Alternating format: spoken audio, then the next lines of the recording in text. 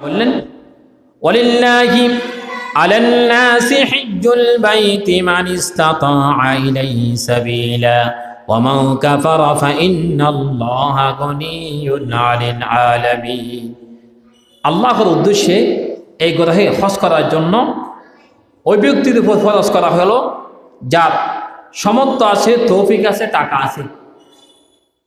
ইমাম আবু হানিফা বলছেন যখন তৌফিক হয়ে যায়, সামর্থ্য হয়ে যায়, তখন তোমরা হজ করতে চলে যাও, কারণ আগামী দিন তুমি বাঁচবা, এটা কোনো নিশ্চিত গ্যারান্টি নেই। এই জন্য যখন তৌফিক হবে তখন হজ করার জন্য আমরা চলে যাব। আল্লাহ আমাদেরকে হজ করার জন্য, আল্লাহ তাওয়াফ করার জন্য, রসুলের রওজা মুবারক জিয়ারত করার জন্য সকলকে তৌফিক দান করে বলেন আমিন। আমরা কি রসুলের রওজা মুবারকে যেতে চাই? আল্লাহর ঘর বাইতুল্লাহ যেতে চাই না? চাই। কারণ ওই জায়গায় যদি কেউ দোয়া করে তাকে দোয়া ফেরত হয় না ওই জায়গায় দোয়া করলে। এরপর আল্লাহ সুবহানাহু ওয়া তাআলা বললেন ওয়াতিমুল হজ্জ ওয়াল উমরাতা ইলাল্লাহ ফাইন উহসিরতুম ফামাস্তাইসারা মিনাল হাজ। আর তোমরা আল্লাহর উদ্দেশ্য হজ এবং উমরা করার জন্য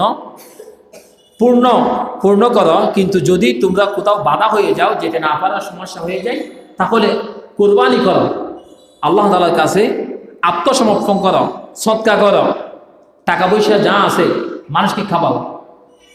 কোরবানি মানে ত্যাগ করা, যে টাকাটা তুমি বসে যেতে পারো নাই, এই টাকাটা মানুষের কাছে তুমি দিয়ে দাও, দান করো, সদকা করো, ভালো কাজ করো।